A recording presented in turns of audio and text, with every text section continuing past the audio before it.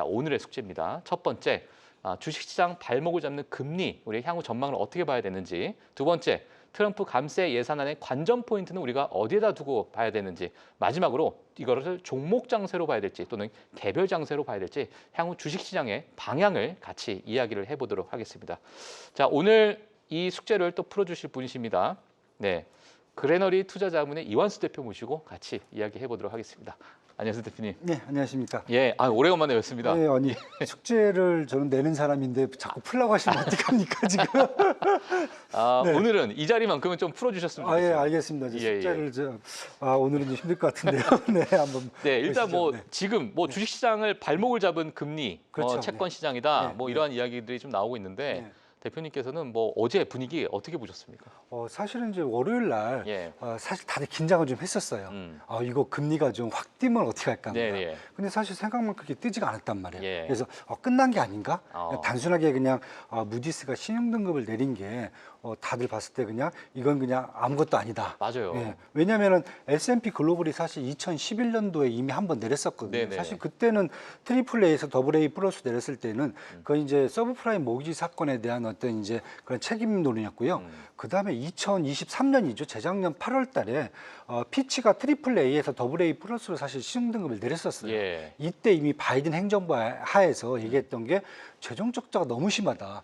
이렇게 됐을 경우에 앞으로 이제 부채 문제라든지 이런 것들이 불거질 수가 있으니까 사실 피치가 이미 한번 내렸기 때문에 예. 그때 이제 미국 5년물 이제 CDS 프리미엄이 되게 크게 한번 쳤었어요. 주시장이 크게 한번 하락을 맞아요. 하고요. 그래서 이미 그때 한번 경험을 했기 때문에 경험했다. 이번도 똑같은 상황이다.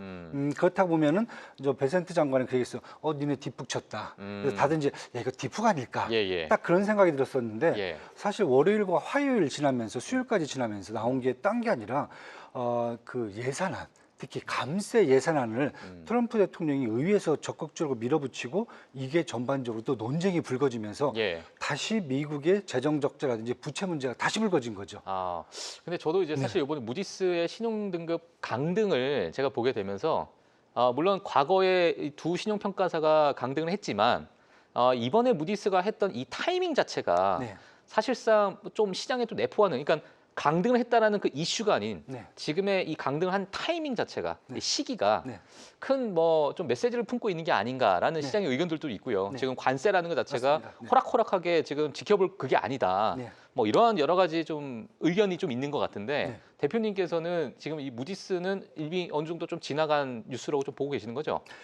지나간 뉴스가 됐는데 네네. 사실 트리거의 역할을 할 줄 알았는데 예. 제대로 당일날은 못했어요. 안 했죠. 당일날 예. 못했어요. 맞아요. 근데 지금은 와서 이게 결국은 트리거가 됐다라고 봐야 될 것 같아요. 그래서 그러니까 부채 문제가 계속 부각이 그렇죠. 되니까, 그죠? 왜냐하면 지금 뭐 하원 예산위원회에서 감세안이 통과가 됐어요. 예. 통과돼 그저 본회의로 이전이 됐고 28일까지 성과를 이제 본회의에서 내겠다고 얘기를 하고 있는데 뭐 다른 게 아니에요. 트럼프 일기 때 이미 발의한 감세안 법안이 있어요. 이게 예. 12월 말에 지금 종료가 되거든요. 예. 그것을 다시 연장하는 부분. 그다음에 대선 때 트럼프가 또 공약을 한 게 있어요. 우리가 잘 알지 팁하고 그다음에 이제 밤에 이제 초과 근무 수당 이거에 대한 면세를 해주겠다. 막 이런 부분이 다 있었어요. 그다음에 미국산 자동차 사면 또 뭐 예. 세액 공제해주겠다. 예. 인플레이션 감축법 단계적으로 폐지하겠다. 이 부분까지 지금 다 들어가 있단 말이에요. 예. 들어가 있는데 이미 이제 관세 얘기를 말 하셨잖아요. 네네. 여기까지는 좋아요. 뭐 이건 다 예상했던 거니까 트럼프가 이런 감세안을 이제 추진하겠다는 것을 다 알고 있었잖아요. 네. 근데 문제는 뭐냐면 자 그러면 감세를 추진하면은 그 부채라든지 그렇죠. 아니면은 이게 이제 재정적자. 재적자가 늘어난대. 네네. 그럼 이것을 메꿀 방법을 제시를 해줬냐? 음. 그러니까 이게 지금 문제인 거예요. 예. 그래서 원래 트럼프가 제시했던 방법은 두 가지입니다. 일단은 이제 수입을 늘려야 되잖아요. 연방 정부에 그 부분을 사실 관세 얘기를 했었어요. 관세 부과를 해서 10년 동안 6조 달러를 벌어들이겠다.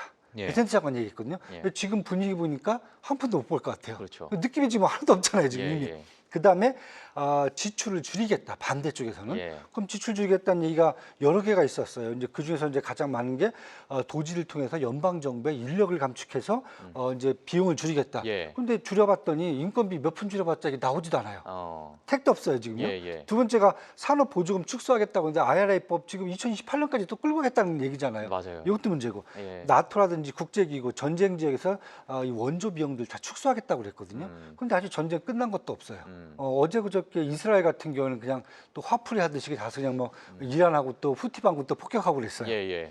마지막에 이제 중요한 게 지금 연방 정부에서 지출 중에 가장 큰 비중 중에 하나가 국채 발행한 이자 지급이에요. 그렇죠. 뭐 26조 달러 이상을 지금 예. 채권을 발행했는데 거기에 대한 이자 지급을 해야 이자만 되는데 뭐 몇천 조가 예. 되니까요. 국방비가 높아요. 예. 13%가 거기에 나가고 있어요. 예, 예. 그러면 이 채권도 줄여야 되고 그다음에 금리도 떨고서 이자 비용도 줄여야 되고 이것도 지금 안 돼요. 예. 그러니까 쉽게 해서 시장에서 보는 게 이거예요. 처음에는 이걸 좀 메꿔줄 수 있을까라는 생각을 했었는데 지금 분위기 갖고는 안 된다는 거죠. 네. 그래서 지금 시장에서 나온 게 만약에 이 상태로 이 법이 통과됐을 경우에 예. 10년이 지나면은 연방 재정 적자가 지금 38조 달러거든요. 예. 여기에서 3조에서 5조 달러가 더 늘 수 있다. 아. 엄청난 거죠. 지금 10% 더 늘 수 있다는 거죠. 네네. 그다음에 두 번째가 뭐냐면 이 상태로 가면은 연방 정부의 부채 GDP 대비 부채 비율이 예. 지금 124%예요. 지금도 높아요. 예. 그런데 10년 후에는 135%까지 갈 수가 있다. 예. 어느 정도냐면은 우리나라가 지금 중앙 정부의 지금 부채 비율이 예. 한 55%가 돼요. 예. 그다음에 영국이라든지 프랑스 이런 독일 같은 국가들은 보통 100% 이내에서 지금 맞춰주고 있거든요. 그런데 이미 124%인데 135%까지 가겠다는 거예요. 이렇게 되면은 누가 봐도 야 이렇게 됐을 경우에 미국이 달러 자산에 문제가 생길 수가 있다. 그러니까 결국은 국채부터 일단 던지는 거죠. 그래서 제가 지금 대표님 말씀을 다 듣고 지금 최근에 약간의 뭐 음모론입니다. 이건 네. 트럼프가 오히려 지금 이런 상황, 그러니까 미중 무역 협상이 제대로 진전이 되지 않고 있는 상황에서 시장에서 전혀 작동하지 않다 보니까 오히려 경기 침체를 유발시키지 않겠느냐. 네. 상호 관세를 그냥 부과시켜 버리고 네. 그에 따라서 뭐 기업 실적이 악화가 되더라도 주식시장이 폭락을 하더라도 연준이 구원토수로 나와서 금리 인하를 단행하게 되면 이런 지금의 여러 가지 꼬인 이 실타래가 풀릴 수 있다. 네. 이렇게 보시는 분들이 많이 계세요. 네, 네. 왜냐하면 이제 지금 더 이상 이 시장을 끌어올릴 만한 어떤 트리거가 너무 없는 상황이다 보니까 뭐 대표님께서는 지금 방금 말씀을 많이 해주셨는데 뭐 어떻게 보고 계십니까 지금 시장 자체를? 사실 뭐 그렇게 뭐 음모론 쪽으로 볼 수가 있는데 예. 저는 그렇게 지도자들이 예. 일부러 자기 경제 망가뜨리면서 자기가 하고 싶은 걸 한다는 것은 정치적인 입지도 있고 그것은 예. 후진국이지 아. 선진국은 아니에요. 예. 저는 이제 이렇게 봅니다. 좀 큰 틀로 약간 좀 설명을 좀 간단하게 좀 드릴게요. 네네네 좋습니다. 트럼프가 얘기한 것은 마가예요. 예. 메이크 아메리카 그레이트 어게인이란 예. 말이에요. 그럼 그걸 위해서 뭘 하겠냐 얘기했을 때 가장 크게 두 가지를 봐요. 첫 번째는 뭐냐면 미국을 항상 괴롭힌 게 뭐냐면 경제적으로 무역 적자하고 재정 적자예요. 트윈 적자입니다. 쌍둥이 적자예요. 예. 그것을 이번에 많이 축소를 하겠다. 그러니까 흑자로 바꾸겠다는 게 아니라 예. 적자 폭을 줄이겠다는 거 첫 번째요. 두 번째는 자국 내 산업을 발전시키면서 생산과 소비를 늘려갖고 예. 경제 성장을 계속 끌고 가겠다는 거예요. 앞에 부분 보시잖아요. 그럼 사람들 지금 뭐 전문가분들 다 그런 말씀을 하세요. 야 관세를 갖고 이것을 다 해결하려고 그랬는데 이게 안 됐다. 예. 근데 저는 관세 하나 갖고 하려는 게 아니에요. 관세는 하나의 도구입니다. 도구고. 그렇죠. 무역 적자, 재정 적자를 해결하기 위해서는 관세뿐만 아니라 무역 협정이라는 게 따로 있어요. 예. 그러니까 환율이라든지 예. 산업 보조금이라든지 비관세 장벽까지 다 나가야 돼요. 그렇죠. 근데 관세는 관세율밖에 없어요. 앞으로는 이제 무역으로 할 겁니다. 다시 무역 협정. 그러니까 비관세 장벽을 허무는 그렇죠. 그런 여러 가지 정책이 네. 나온다는 네. 거죠. 그다음에 예. 재정 적자를 축소시키는 것도 아까 제가 여러 개 말씀드렸잖아요. 예. 관세뿐만 아니라 여러 개 지금 방법이 다 있어요. 이렇게 돼 있고요. 그다음에 두 번째 이제 아까 말씀드렸듯이 생산하고 이제 소비를 뭐 더 늘리는 방법에 대해서는 감세안도 있고요. 그다음에 지금 해외에 있는 이제 온쇼링이죠. 다시 이제 끌어들이는 거죠. 공장들을 예. 거기다 다른 나라 공장들도 가꾸고 그다음에 해외 이민자들 다 내쫓고 불법 이민 내쫓고 자기들 이제 일자리 창출도 해주고 이런 부분들은 사실 다 대기 중이란 말이에요. 예. 저는 지금 이제 관세 하나 갖고 관세는 진짜 도구입니다. 칼 하나 썼는데 예. 보니까 무딘 칼이었어요. 갈지도 않고 썼단 말이에요. 네. 그럼 칼 빼고 다시 다른 거 갖고거든요. 아직 멀었어요. 지금 딱 100일 지났습니다. 저는 올해 내내 예. 계속 트럼프가 지금 말씀드렸던 부분들 다 쓸 거예요. 모든 카드를 다 쓸 겁니다. 예. 그 중에 이제 하나 뭐 큰 카드 여러 개 본다면 이제 관세, 무역도 있을 거고요, 감세도 있을 것 같고, 그다음에 이제 연준의 금리를 인하시키는 방법도 있을 것 같고요. 그다음에 인플레이션 완화시키고 소비 확대시키고 다 쓸 겁니다. 예. 그렇기 때문에 저는 어떤 분들이 그냥 야 이거 하기 위해서 일부러 경제를 망가뜨린다. 그런 지도자는 없습니다. 알겠습니다. 그러면 만약에 이런 재정 적자에 대한 우려가 지금 시장에서 나오고 있는데 이러한 지금 트럼프 대통령이 가지고 있는 카드가 네.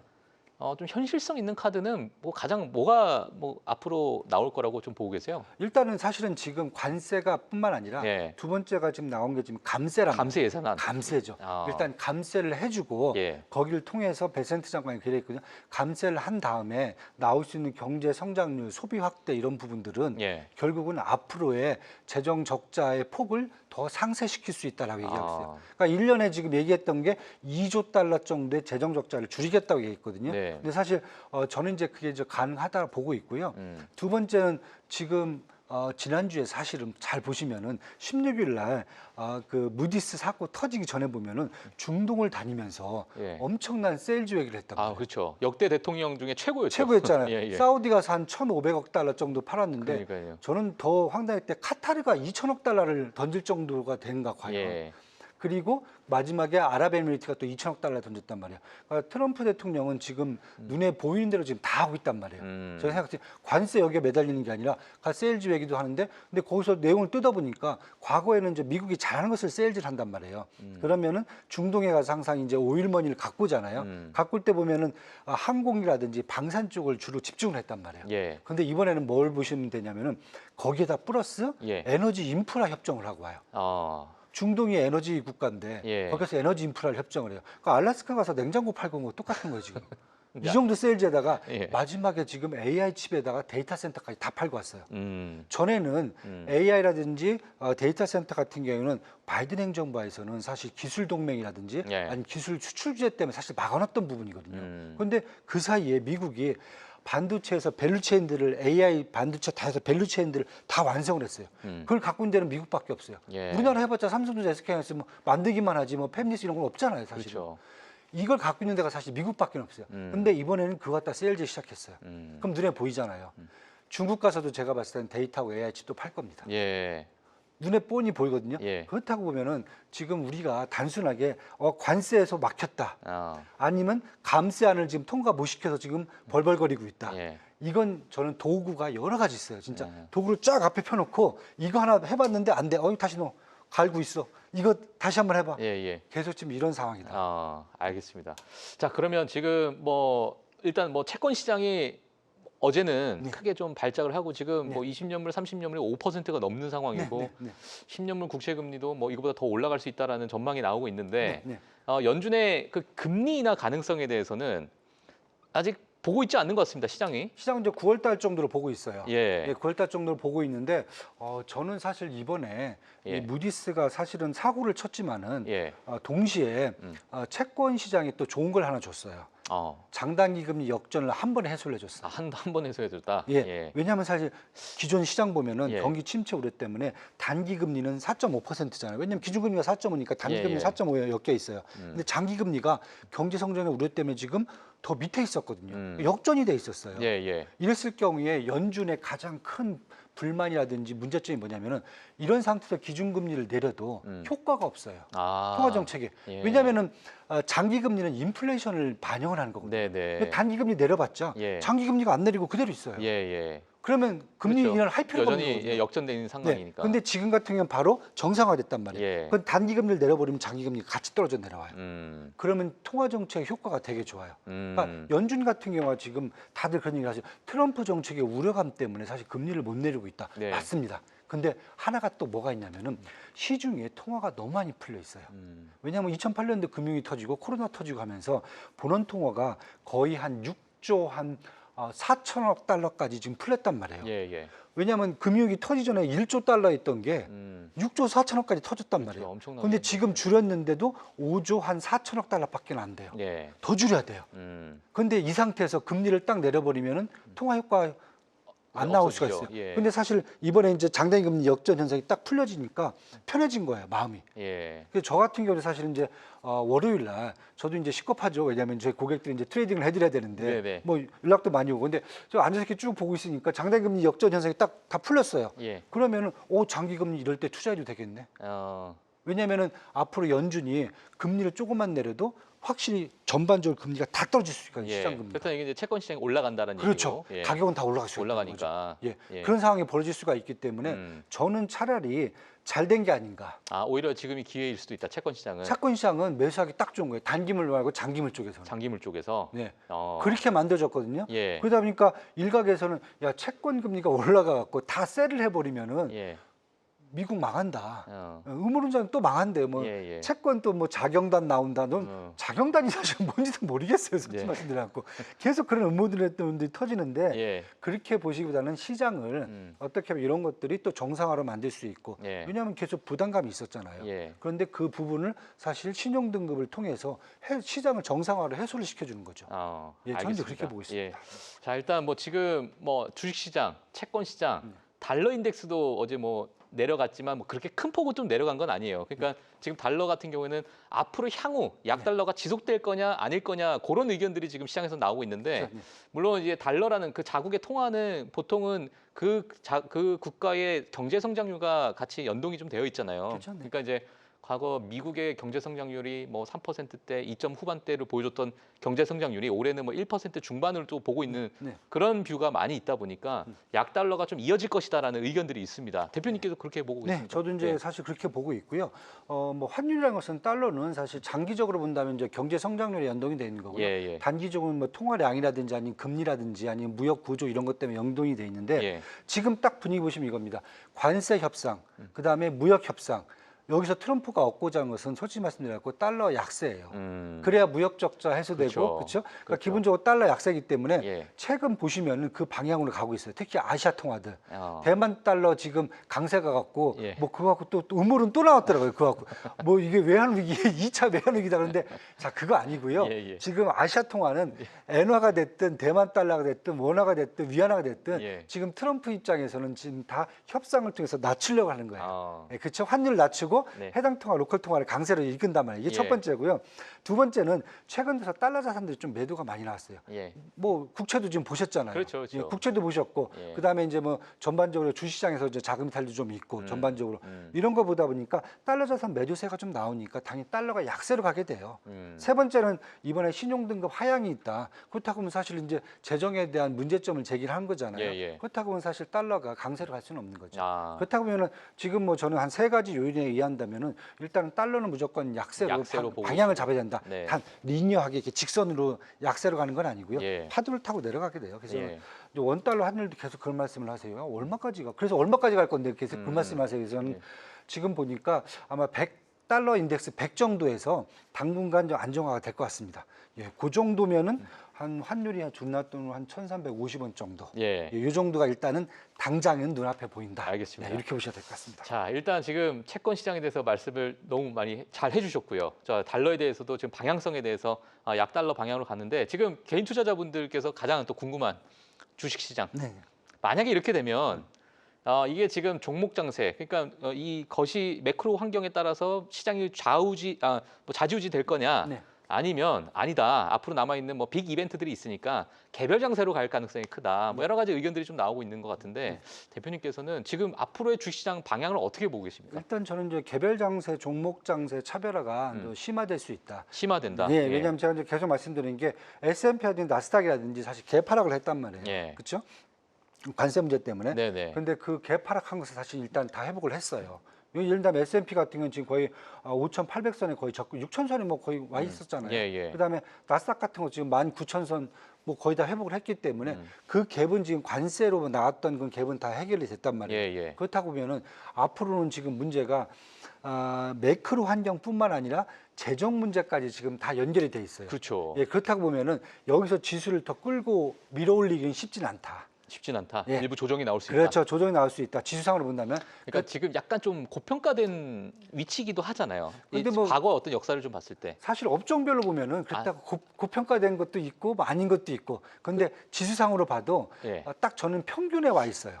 저 지수상 지금 평균에 와 있다. 그래서 S&P 같은 경우가 사실 네네. 보통 이제 범위가 한 24배에서 한 28배 정도 왔다 갔다 하거든요. 네네네. PER이. 네. 근데 지금 이제 26배 정도 와 있으니까. 네. 그다음에 이제 나스닥도 마찬가지고. 예. 예. 그 최근에 이제 M7에 대한 관심이 좀 많은데 네. 왜냐하면 다른 종목에 비해서 많이 빠져 있다 보니까 약간 지금 저평가된 게 아니냐 이런 의견들이 있는데요. 네. 그 M7에 대한 투자는 지금 이 시점에서는 또 어떻게 보고 계세요? 저는 무조건 해야 된다. 아, 지금 무조건 해야 된다는 단 이제 몇 개 종목은 좀 빼셔야 된다. 어떤 종목을 빼야 될까요? 테슬라, 테슬라요. 예, 팔란티어. 팔란티어. 그거 좀 약간 상대적으로 고평가돼 있는. 너무 고평가돼 있어요. 조정을- 테슬라는 왜 고평가됐다라고? 지금 사실 테슬라는 예.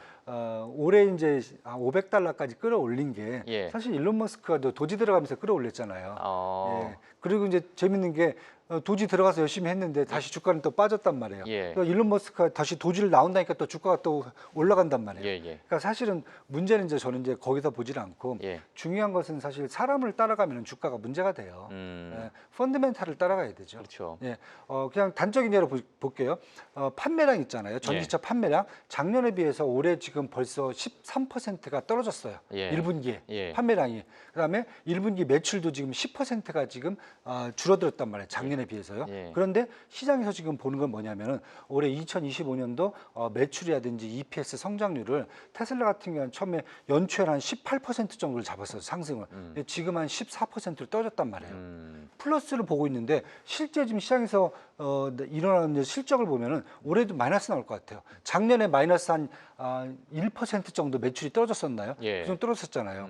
그걸 본다면은 이러한 밸류에이션 상황에서 지금 PER이 지금 포워드 PER이죠. 지금 100배가 넘어가요. 아, 그렇죠. 예. 제가 봤을 때는 달성될 것 같지도 않은데 100배란 말이에요.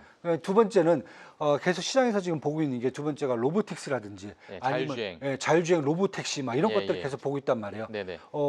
지금 아직도 이제 제가 뭐 이런 말씀드리긴 조금 그렇지만 투자자분들한테 화를 내실 수도 있겠지만은 뒷북치고 있습니다. 아, 뒷북 치고 있다. 로보택시는 벌써 이미 웨이모하고 예. 구글 웨이모하고 그다음에 저기 우버가 이미 미국에서 이미 거의 점유를 거의 다 해버렸어요.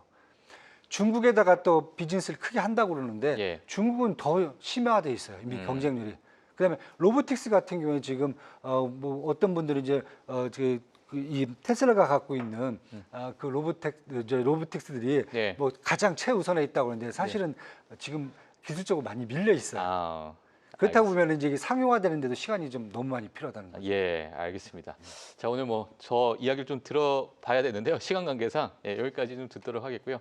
자, 일단 지금 시장 자체가 뭐 주식시장, 채권시장, 달러 그리고 주시장의 방향성까지 이렇게 정리를 해주신 저희 그린레이 투자자문 이한수 대표님 여기서 보내드리도록 하겠고요. 다음에 또 뵙도록 하겠습니다. 네, 야, 알겠습니다. 감사합니다. 네, 예. 감사합니다.